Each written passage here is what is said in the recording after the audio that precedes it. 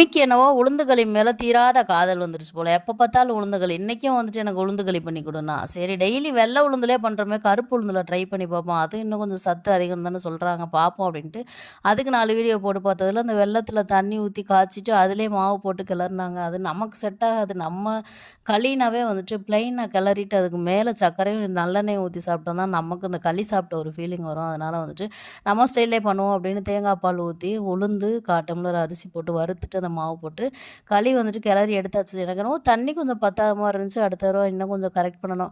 அது மாதிரி நேற்று வந்துட்டு பால் பணியாரத்துக்கு அரைச்ச மாவு கொஞ்சம் மிச்சம் இருந்துச்சு. அதையே வேஸ்ட் பண்ணுவானே அப்படின்னு சொல்லிட்டு ஃப்ரிட்ஜில் எடுத்து வச்சுருந்தேன்.